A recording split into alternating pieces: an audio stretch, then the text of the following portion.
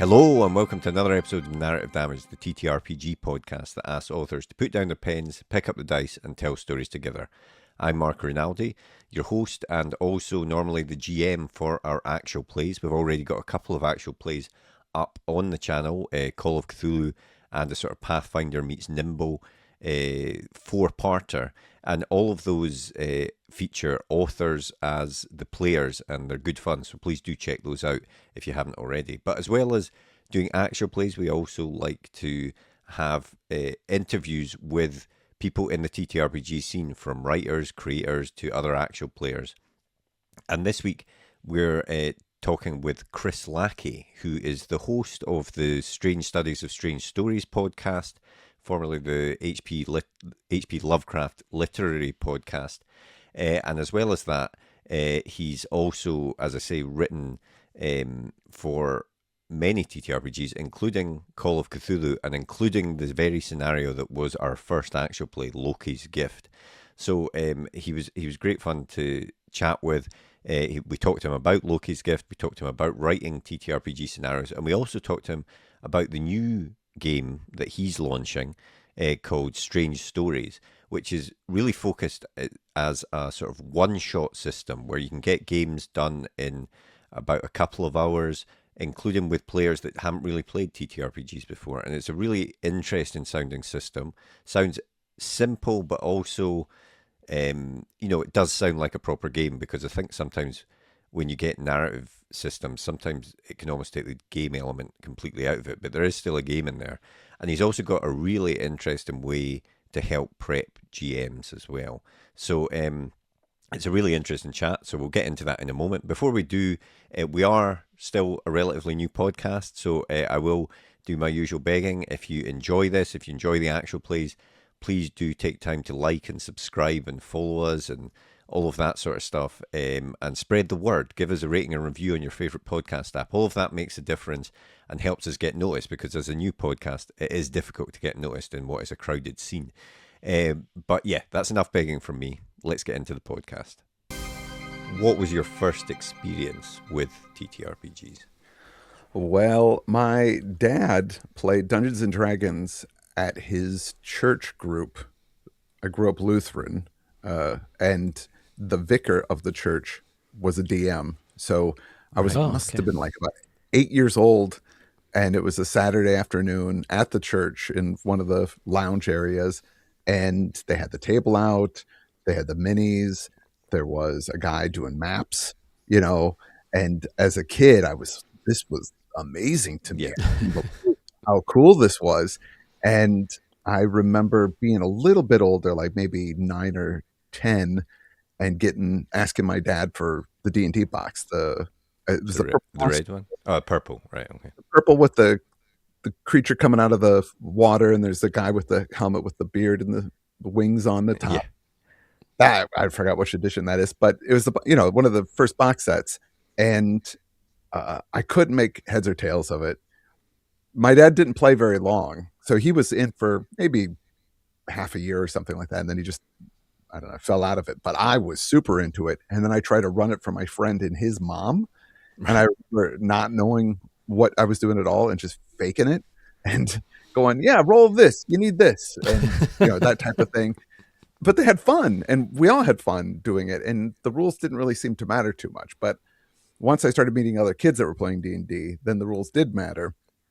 But then, there was also Star Frontiers and Marvel superheroes, the TSR one. Yeah. Mm-hmm. So played that, and then eventually got into Teenage Mutant Ninja Turtles, the role-playing game from Palladium, and Shadowrun, and all those things. And then into the 90s, it was Vampire, and Call of Cthulhu was in there probably when I was about 13 years old, and that was the game that really got me hooked, because it was a buddy of mine, because I never heard of Lovecraft. He said, oh, you got to play this game called Call of Cthulhu. You play librarians, and then you either die or go insane at the end of it. And I said, that doesn't sound like fun. That sounds terrible. And he goes, dude, it's fun. And I was like, okay. And so he ran it for us, and it was fun. And I couldn't believe, I'm like, this is crazy. Like, this isn't a power fantasy. This isn't, by the numbers, plot stuff. This is a totally different type of story that I was not used to telling in a tabletop role-playing game. So for me, that was a big game changer. And I've been into Call of Cthulhu and Lovecraft since then. Yeah, it's interesting. Well, first of all, it's interesting that you got into D&D through your church group, because I mean, was that around the time of the sort of satanic panic and all of that sort of stuff? It was right before. Right. Okay. It was right before. And my vicar, he was, even when it started happening, he was trying to explain to everybody. He goes, "No, it's not. There's nothing wrong with it. It's like reading a book. You know, you're telling a story. There's not. We're not summoning demons. We're not killing babies in sacrifice. You know, like it was funny at the time, but seeing that stuff in the news was pretty nuts." Yeah. But the landscape of games, you know, I mean, you've just gone through there. You know, I often think, and I think it probably is true now, that the landscape of games has become much bigger because, partly I suppose, because people can sort of self-publish their own games and get them out there to people more easily and things like that. But you know, you've just gone through a list there that to show that there was still a lot of these games back then, you know. Yeah, absolutely. And it has gotten wider, but there's also more people playing than ever. Yeah. And I think that's, I used to live in Los Angeles before. I'm in Yorkshire now. But when I was in LA, we had in Santa Monica one little game store called Aero Hobbies. It was tiny. It had maybe one or two tables that you can play on, a little place. And then there was another one in the valley. And then there was maybe two other ones. It wasn't that big. Now, I talked to my friends there. There are these huge game stores that have these big rooms. And it's not just role-playing games. It's the card game thing. It has a crossover. So they have tournaments for like Magic and Yu-Gi-Oh! And all that stuff. But there are these huge places that could have never been supported financially by enough people back then. You know, this is before 2010. But now, you know, I think things like Critical Role have really brought it into mainstream society. My partner, Chad Pfeiffer, that I'm doing this game with and I do my podcast with, he is involved in theater. And so he does shows with younger people like in their 20s. And he says they all play role-playing games. Yeah. Like all of them. And that's unusual. I mean, of course, but things have changed. And so I think that, to your point, there are a lot more games, but there are a lot more people buying games than there used to be. So the market is out there for these indies to make a profit. Yeah. And do you think things like, you know, because I'm not sure how true it is, but maybe it is, things like Stranger Things and stuff like that, do you think that's opened it up to being a more accessible, more acceptable sort of game, whereas before it was viewed as sort of nerdy and or satanic before that? Yeah, I think it totally did. And I think it was a combination of that and Critical Role and just there is a maturing of like geek culture became mainstream culture. And I think that's all part of it, you know, where Marvel Comics were, you know, still like obscure. And anytime they made a movie, it was kind of hokey and weird.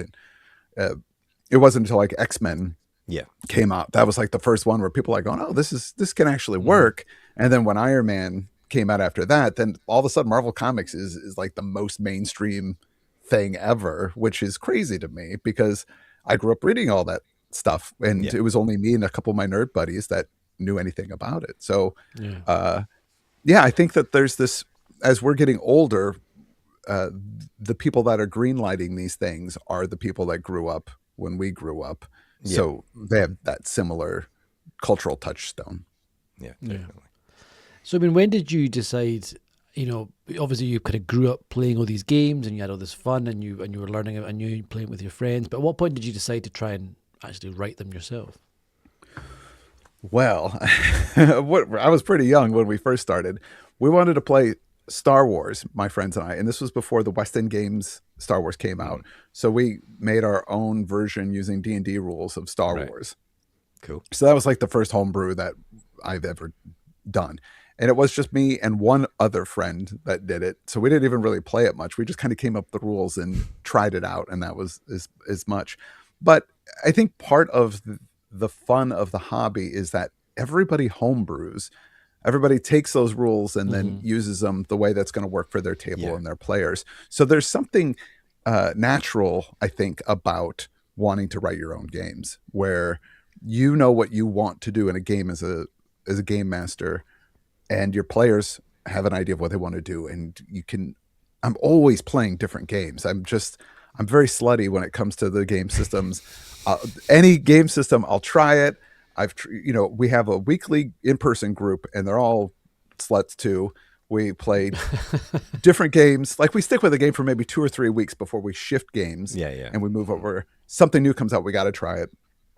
And we're constantly looking for that perfect game. That what is the thing that's going to make it perfect? And I think the answer is there isn't one.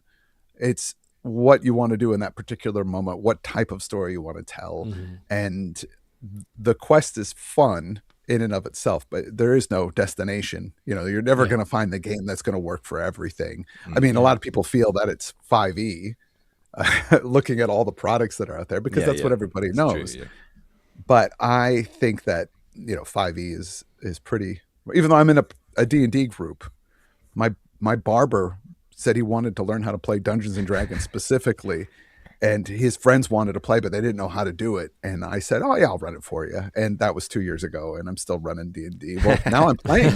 One of them took over and became a DM. Brilliant. But I don't really like D&D. I know. Yeah. But that's what they are into, and I've tried to run a few other things for them, but they have that brain that there's a certain type of person that likes the min-maxing and the figuring out the stats and moving. If I use this feat with this spell and do this, and they like that aspect of it.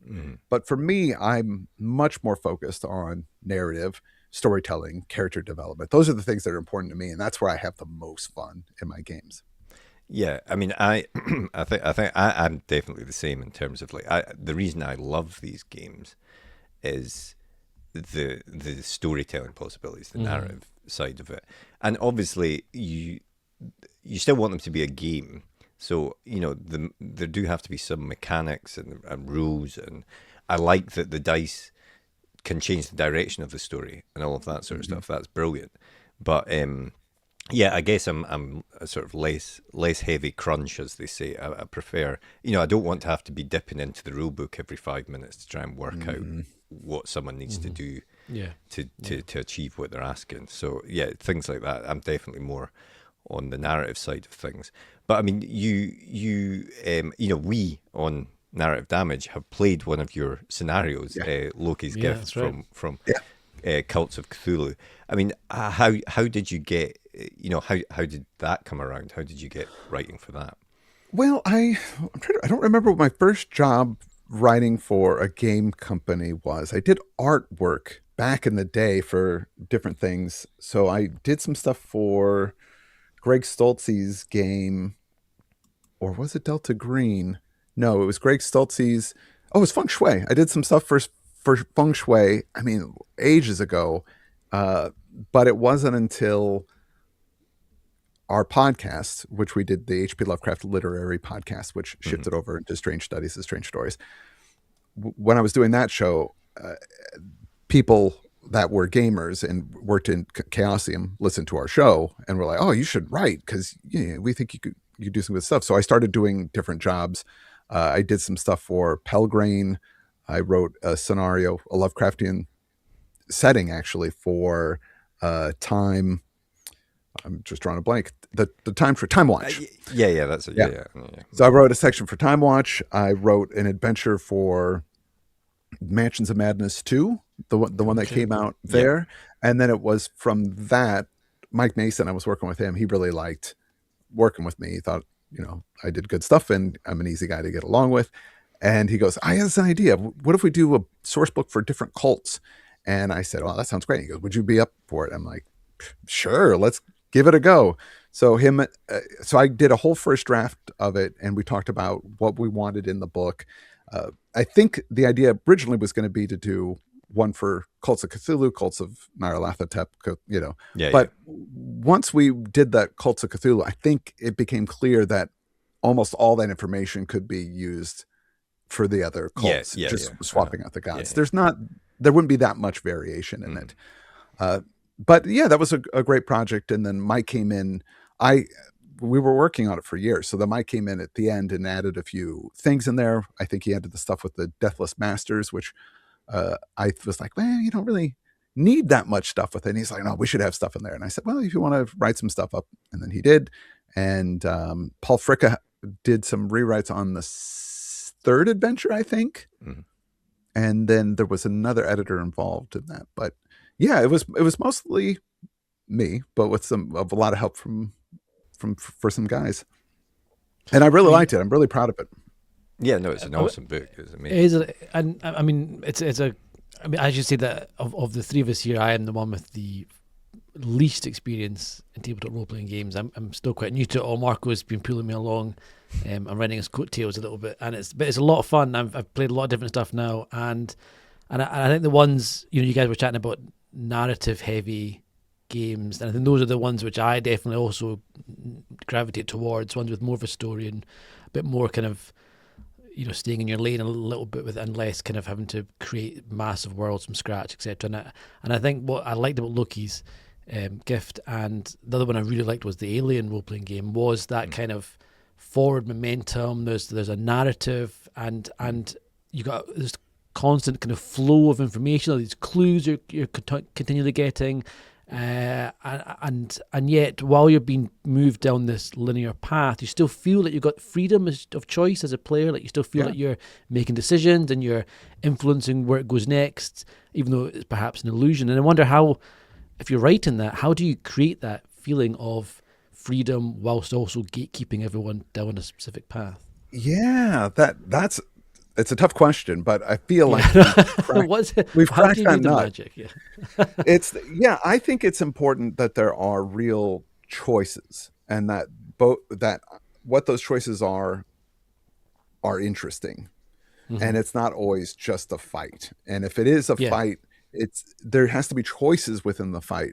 not just monsters. For example, if you've got there's a monster to fight, and then you have some innocent bystander. There's a choice there. Do you protect the person? Do you go after the monster? Those are if you just throw a monster into a room with some guys and you fight it out, that's fun if you're playing like Dungeons and Dragons, which is like a kind of a combat simulator in a way. But if you're wanting to have a story, there's got to be stakes, and there's got to be consequences to those choices that you're going to make, because you want it to be where both options, or 3 or 4 or however many options you can think of, the more the better, but both options have costs and benefits, and they both have to be attractive to the players. So if you can figure out what that is, then I think that's the magic. That's where so in any given situation, you want something where it's not obvious what to do, that they're making a choice. And as a player, I know that's when I love games. It's like I'm making a choice, and my choice is going to have an impact. It's going to mean something. And that's, I think, the most important aspect of telling a story or writing an adventure. Yeah. And like, I'm genuinely not just saying this because you're on the podcast, but one of the things I thought was great about Loki's Gift in particular, and all Call of Cthulhu scenarios generally, are the way it's laid out is very clear. Because for the person behind the screen, for the GM or keeper or whatever they are, obviously you have to prep these things generally, and some games require a lot more prep than others. And, Loki's Gift, when I was running it, was very, it gave you the background to the whole thing, which is great. And then it gives you the opening. And then at the end of each section, it sort of had, potential leads that the players could follow. And that was easy to then map out to where they might go and things like that. Whereas, I love Delta Green as a game. But some of their written stuff is, it's amazing to read, but it's quite dense, and it's quite difficult sometimes to say, right, hang on, you have to it takes a bit more effort sometimes to sort of put them together as the handler to make sure it'll flow well for the players. So I think, writing for these games, as well as being obviously writing the story and the plot and the things that people can follow, the structure of it is quite important as well, I think. Do you think? I do, absolutely. Yeah.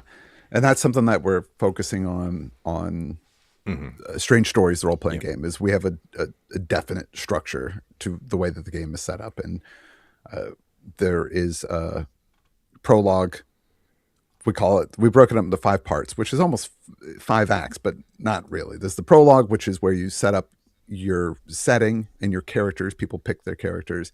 And then you have the plunge, which is you're thrown into a situation where you have to make a choice quickly and right away. So that the first thing that you're doing is you're making a decision. You have to choose something, and then the dice come out. The quest is the bulk of the adventure, where they're gathering information, they're overcoming obstacles, whatever it takes to get to the plunge, or the clash. And that's where the whole story comes to a head. And you have to face whatever it is and resolve whatever's going to happen. And then we have the epilogue after that, where the players narrate what happens after the game. Right. So Okay. you solve whatever the problem is, or you face it, but what's the end? What's the going off into the sunset? And having the players do that, this is one of my favorite parts of our game. It's always been really fun and surprising for me as a story guide, is what we call a game master. As a story guide is the crazy ways people twist things around at the epilogue of it, and in interesting ways that feel like they're part of the story. Where somebody, it seems like, they had a good victory, but the way they want to tell the story, they want it to be horror. So they go, well, I go home and then I open up the refrigerator, and then behind the I close the refrigerator door, there's a guy standing there, and I cut to black, and then that type of thing, where it throws that narrative control back to the players, and then it gives them room for creativity. And another thing with our game is that it's short. It's made to be 2 hours long. Right. Okay. And that's it. I like that. Characters are pre-genned. So you choose from 6 characters. You could make your own characters. We have rules for it, but it's not advisable because those characters are made for that specific scenario. And it's, again, quicker.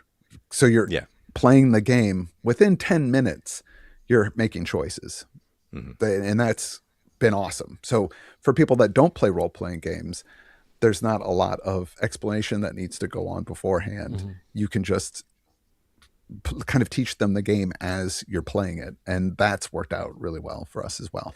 Yeah, I mean, so you're talking about we're talking around it, but this is Strange Stories, which is your game, which is coming out on Backerkit, so everyone can jump on and back that immediately. But yeah, do you want to you've sort of talked about how it works there, but do you want to give us a sort of brief description of the game? Yeah, well, it's came out of our podcast, because Chad and I do our podcast that I spoke before, and the structure of that is we usually cover a short story, and we talk about the plot of it, we talk about the writer, we talk about themes that might be in there, what it's similar to, but we're also kind of joking around with each other because we've known each other since junior high. We've been friends for like 40 years or something stupid like that. And we like that energy, and we wanted to transfer that over to a game. So the first idea was to take the genres that we cover, which are science fiction, fantasy, and horror. We want to do those genres. We want it to be punchy, like a short story, and we want it to be accessible, because a lot of people that listen to our show don't game. A lot do, but a lot don't. Yeah. And so we've play tested it with my wife ran it, who's not a gamer, for her 72-year-old aunt and her 2 cousins that are in their 30s, and my son, who was 11 at the time. And I just watched them play it, and it was awesome. They just got it. They never played a role-playing game. I don't even think they really that's cool. heard of a role-playing game before. Eileen, her aunt, who's in her 70s, she played exceptionally well. Like, she just was gotten into characters, did voices, did all the stuff. But at the end of it, she goes, I still don't know what I did. I don't understand what was going on. I'm like, how do you You did. You totally did. She's like, what am I missing? I'm like, you didn't miss anything. You did what was supposed to be done. And that was just like, we're telling a story and we're having fun. And she was like, oh, okay. But it was because it was so alien to her, this whole idea of people sitting around and doing this. But she was phenomenal. And I love that aspect to it. Another part of the game that we're trying to, because it's an offshoot of our podcast, is that each adventure that we do is going to have its companion podcast. So you can prep by listening to a 30-minute audio. So the way that we tackle a short story in our show, we're going to tackle the adventure. So we're going to talk about the plot. We're going to talk about what the characters are like. We're going to give you the structure of it. What are the beats? What's come up in playtest? What sort of weird things might happen, how to anticipate that. And I love the idea. And I'm shocked that nobody's done this before, which is blowing my mind, is that for an adventure, you can just be doing your dishes or driving home from work and listen to it, be ready to go, have the book as a reference, but you're ready to run a game. So you did your prep already. And I think that's revolutionary. I don't know why anybody hasn't done it. So. I think it is, because often if I'm prepping for, especially if it's a system that I haven't played before or played not a lot of, if I'm doing a pre-written thing, then I will try and find an actual play of it or something. Just so, even if I've read it, but it just helps you get it clear in your head, the options or what players might do and all of this sort of stuff. So yeah, that sounds like a brilliant idea But actual plays are usually hours long. Yeah, exactly. Yeah. We want to keep it nice and tight, and we're mainlining it specifically for GMs or story guides, as we call them, in their game. And I think that's the real value proposition of our game, that it's going to be really easy to run. And we have fun adventures. I think they're all really fun and exciting and different. I mean, that's what I wanted to ask about, was what type of stories are you telling? Because looking at the list of influences that you guys have got there, it's a really cool, like Rod Sterling, Lovecraft, Ursula K. Le Guin, Octavia Butler, really a really fantastic list of people. And I wondered what you're drawing from those people when you're writing these stories. Well, because we're drawing from, it was difficult to pick people because we're drawing from a lot of different stuff. Basically, we've covered dozens and dozens, maybe dozens of writers, because we do a lot of repeat. But our shows, we're creeping up on our 1,000th episode of our podcast. Wow. So we've talked about a lot of these stories, and there is a sort of structure to that I've talked about before that you see over and over again. But also there's the kind of narrative twists that happen where you think it's one thing, but it's another thing, or it seems to be about this, but it's actually about that. And taking those ideas and incorporating them into a narrative that is fun to play. So answering your question, how do we get them? I think it's basically, we look at a story we've covered that we like and we figure out what's interesting about it. And then we don't adapt it, but because if somebody has read the story, we don't want it to be spoiled, and we don't have the rights to it. But we try to take the ideas that were in there, or the structure of it, and the way that the story was told, and emulate that. So there's a lot of, That's cool. shaving off the serial numbers, but also like scratch building, like cutting from this story and putting into this story and doing it that way. That's cool. And mechanically, are you able to let us know exactly? So the game summary, it's a really simple system. It uses pools of D6, and the bigger your pool, the more likely you'll be successful. You're trying to match numbers, so it's if you get 2 5s, 3 3s, whatever, the more that match, the better your success is. And that's it. There's simple challenges where you only need 1 success, and then there's more complex challenges where they happen over a series of rounds. It's popcorn initiative, so it goes. Everybody gets a turn, but the person that goes chooses who goes next. We have story points, which work sort of like fate points or plot points from Cortex. I don't know if you've done those before, where you're these points allow you rerolls or extra dice, or you can change narrative details. So if you wanted to say you're you run into a security guard and he's like, "What are you doing here?" And you say, "Oh, we're here for the flower festival," and then you point at a poster and there's a poster of the flower festival on the wall. So you pay that point, and then so that gives you a bit of an edge and also a little bit of narrative control, and that's all at the story guide's discretion.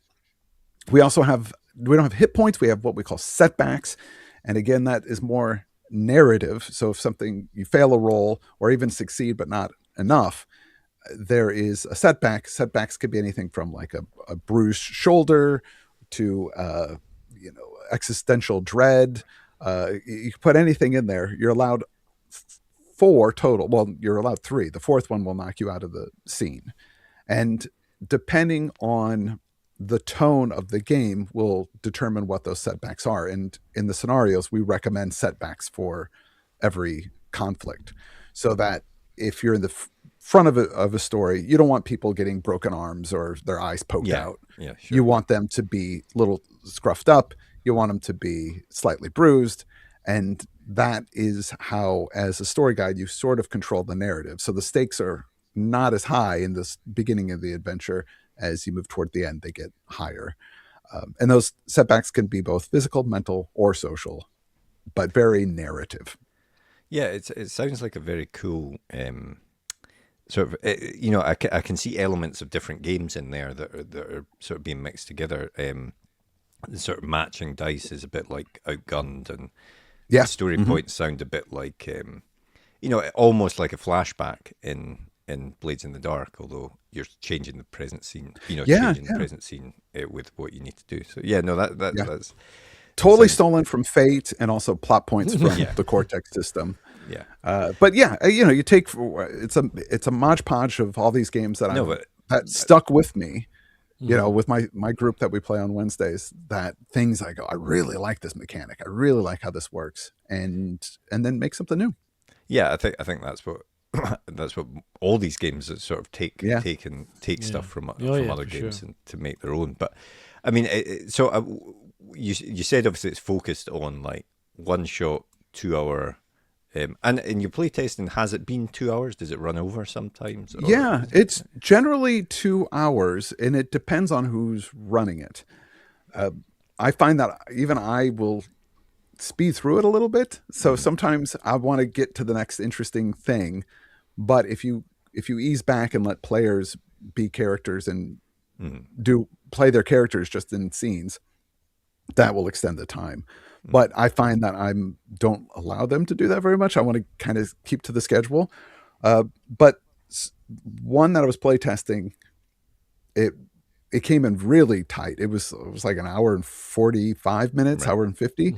But then I ran that same one for a different group of people that are more heavy role players, and that went over 2 hours, but not by much, like 2:10, 2:15, something like that, because they took those scenes and they really chewed the scenery, so to speak. And with the Backerkit, are there going to be a number of scenarios that come with it? And I'm just wondering what will be on offer on the Backerkit. Yeah, there's going to be 5 scenarios that come with the book, but we have written a lot more. So for our stretch goals, we are adding more scenarios with those stretch goals. So I think we've got 10 already pretty much blocked out. We need a little bit more play testing, but really solid. And then another on top of that, 7 or 8 solid ideas that just need to be fleshed out. So we've got a lot of material, and the hope is if this is successful and people like it and want more of it, is we will do more books with more scenarios, and maybe expand it to more campaign-driven games to try and take that same ethos, keep it tight, but also figure out how to tell stories over over more sessions. Sure. But that is not the purview of this game. So we also don't have any add-ons. We're not doing extra dice. We're not doing any other physical ephemera. Just because this is our first time doing this, we want to keep it simple. It's one book. That's all that it's going to be. Further down the road, again, if this works, I'd love to do specialty dice because the matching doesn't matter. So we can have cool symbols on our specialty dice. In our game, we have a lot of iconography. Graham Pilling, who's done all of our current website stuff and our posters. He's Army of Cats is the name of his production company. He's done lots of great stuff. And I sent you some stuff, Marco, that I don't think you've looked at yet, but I think when you see it, you'll be pretty impressed. It looks outstanding. And this is from a guy who's, plays a lot of role-playing games. So I'm very excited about that. So coming up with some dice that fit this game that we've come up with, the look of it, I think would be really cool, but that's down the road. I mean, I think there is definitely a space as well for games that are easy to pick up, easy to run, and can definitely be done in, around about 2 hours. I think. Yeah, I agree. I'm just thinking of, a game that Tarek and I have on, midweek or whatever. Sometimes I'm trying to think of what game will we play because this will go on too long or this will be a few weeks or whatever. So, or just for those pick-up break things. It, a natural break point. You can, it's, like a narrative point to pause. It's quite hard sometimes if it's a big, massive campaign, but Yeah, no, looking forward to it. And I think also, it sounds like it's a kind of game where you're really going for, I guess, kind of folk kind of like me, really, who haven't had much experience with these kind of games, but like the idea of them, want to kind of dip my toe in a little bit, don't want to maybe commit to a massive, like, 5-hour campaign or like weeks and weeks, but I want to have a shot, I want to have a go, I want a complete story from beginning to end in one session, and just get going with it quickly without having to do tons of prep and tons of research or rule checking. So it sounds really cool, man. I like that a lot. I'm sure you've had to deal with it, but having a new player and giving them a Dungeons and Dragons character sheet and seeing their eyes just go wide and they're like, what am I looking at? And in fact, one of our players in our group that we've been playing for a year still has trouble figuring out on his character sheet where things are. And that's nuts. That. Yeah, I get that for sure. That's nuts. And even Call of Cthulhu, which is pretty simple, it still has 3 columns of skills, and it's a lot to throw at players, specifically new players. But my wife, who's not a gamer, and I've gotten her to play a few things, she loathes any of these character sheets that are really complex and just like, oh, it's overwhelming. What am I supposed to do with this? Yeah. So that's, we kept really simple on our character sheets, and I think it's accessible.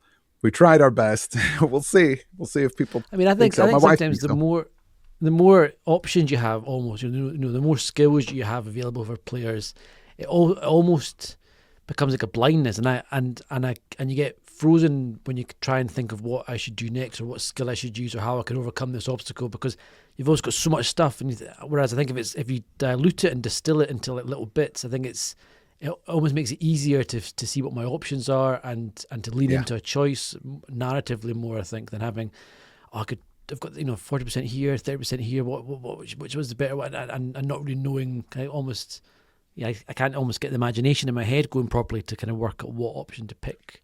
If that makes sense. I think as well, though, just speaking more generally, I think for any game where you're getting new players in, I always find, like, even if the sheet looks scary or whatever, just ask the player, what are they wanting to do, or what type of character do they want, what are they wanting to do, and then help them guide them through guide them how to do that, and don't overwhelm players at the start by saying, right, let's go through your sheet line by line. This is what everything means. And watch their eyes glaze over. But I've noticed for Dungeons and Dragons, and it's easy to talk about because I'm currently playing in one.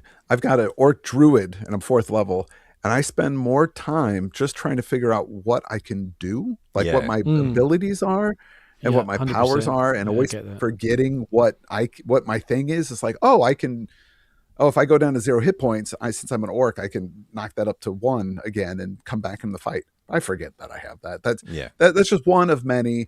All the different forms that I could turn into, and then you get to choose too. You don't just stick with every time you rest. You can choose new forms and you can choose new spells, and it's like, so that means I've got to know what all my spells can do if I'm going to be effective. So I find myself going through the player's book and reading spells and not thinking about what does my character want in this scene? What, how does he feel about these things? Yes. What's You my kind of- motivation? You lose the story part of it and you focus on the mechanics so much, don't you? Yeah, exactly. Yeah, I mean, when we were playing the Alien game, Tarek, you had an that was a great ability moment. because Yeah. everyone's got a talent in Alien, and That was a company man. yeah, and I think just at that moment you had looked at your sheet and remembered you had a talent, and it resulted in, like, the alien was attacking you, and it resulted in you basically throwing another character Yeah. in an NPC in front of you, and they got killed instead of you. Yeah. So I mean, but that was only because you happened to remember it at that moment. Yeah, Otherwise- but then it fit the story perfectly. Oh, yeah, It was a it kind was of brilliant. move that like a slimy company man would do, and it would have killed me otherwise. So it totally changed where the story went after that point. It was great. Yeah. I think Alien is a super fun game. I've run it a bunch. It's really good, and it's simple. It is a pretty simple game. The mechanics aren't hard, and I think characters only have one or maybe two special abilities. Yeah, and that's it's easy. Exactly. There's like track 2-3 of. things I had to keep in my head the whole time. It wasn't. Yeah, that's actually been probably one of my top experiences. Probably because that moment, actually, that kind of narrative, cinematic moment that just might have never happened, but just happened to line up perfectly for that ability to come in. And I'm sure the game is made so it's pushing these moments to happen as much as it can. And I remember how much that kind of proper thrill of feeling like I've had a massive impact on this narrative and where it's going, and it felt like an unpredictable movie. It was great. Yeah, really fun. Yeah. I always like to hear Tarek getting excited about these games because, like he says, I've dragged him into these things, kicking and screaming somewhat. But no, he does. He does enjoy them. It's always good to hear that. No, it is good. It is good fun. So the campaign for Strange Stories. Do you just want to give us the dates for that?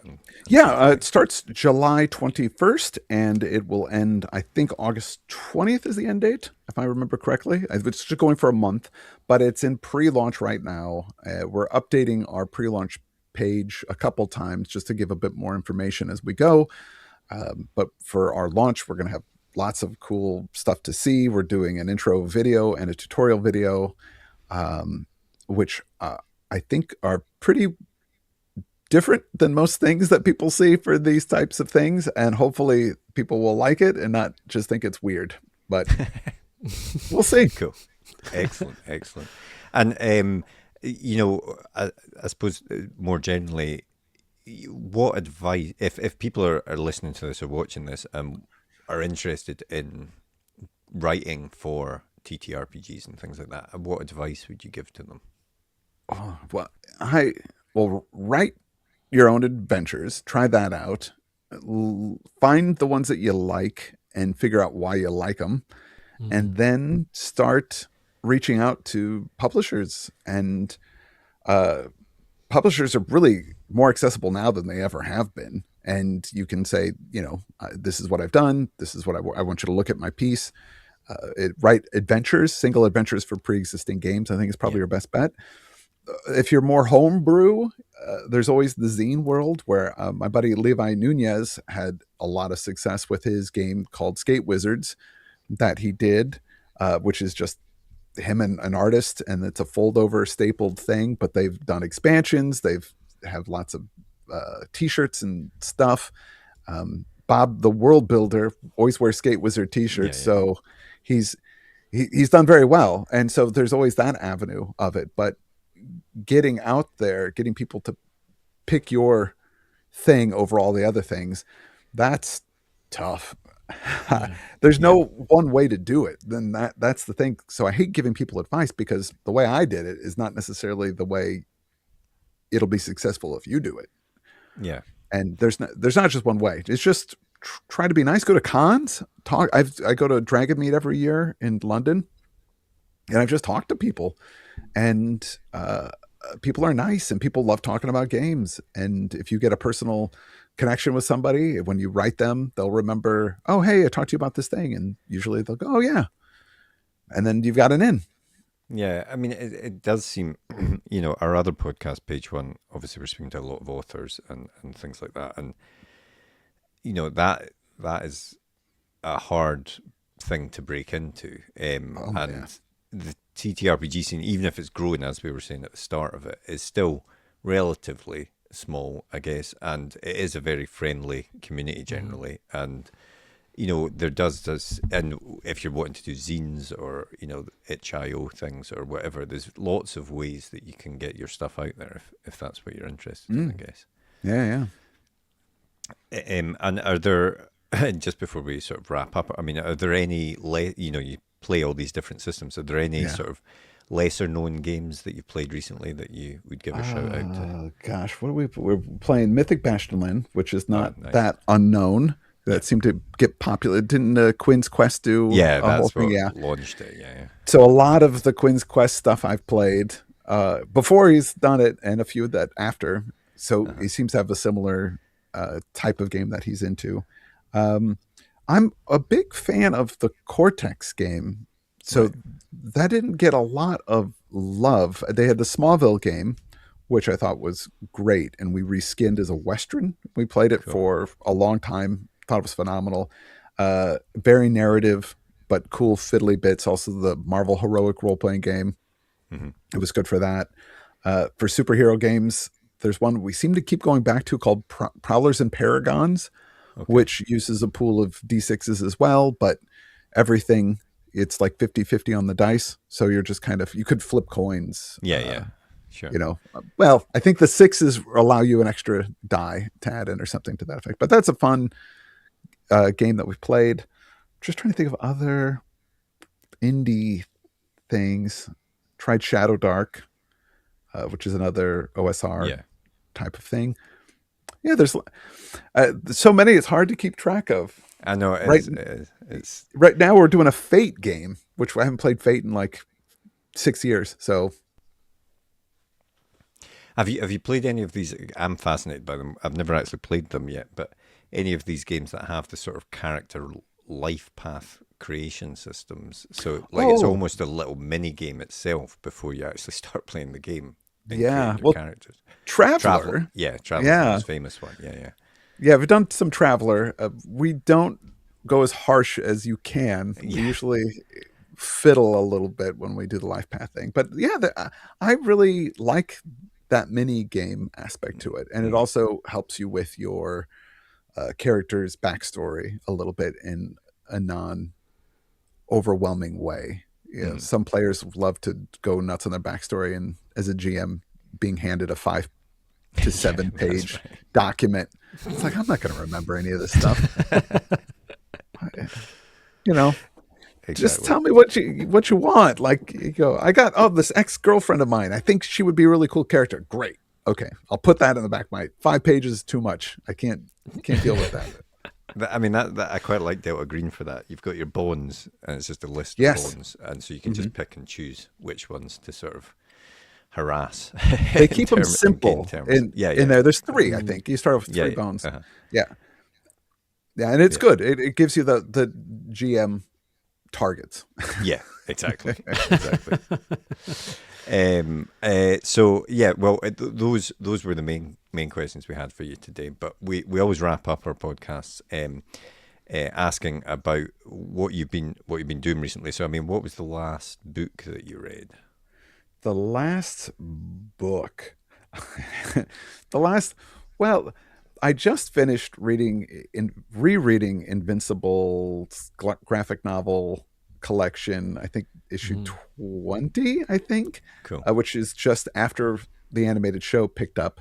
For a novel, I just finished Necroscope 2, Vampiri, which is bonkers and totally fun.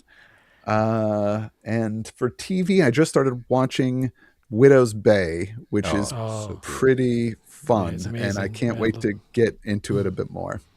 Yeah, I keep saying this to people, but to me, Widow's Bay is it's like Call of Cthulhu on screen, essentially, because it's got that stupid humor that you get in most Call of Cthulhu games that you're playing, but also the scary aspects to it as well. Yeah. So, and the kind of culty, mystical creatures or something in this spooky island. And exactly. Yeah. What about film? What's the last film you watched? What is the last? I don't watch many films recently. I went to the theater and I saw. What did I see? I saw that Brendan Fraser movie where he goes to Japan. Is it Japan? Something families like? Yeah, I can't where remember what it's called. But he Rental plays an Family? actor. oh yeah, something rental family or something. Rental Family, maybe that's it. Rental Yeah, Family? I think that might be the name of it. He plays a person who is an actor in Japan who gets hired out to be like go to funerals and pretend to be a husband at somebody's wedding. That's a good concept. And that type of things. But it's very, which is a real thing, which I was shocked to find out after the fact. Oh, is it? Yeah, that they hire these people. And he, it's very thoughtful and sweet and not harrowing, I think is a lot of films. Sometimes you think, oh God, but it's real gentle, but really thoughtful and sweet. And I really liked it. Nice. Excellent.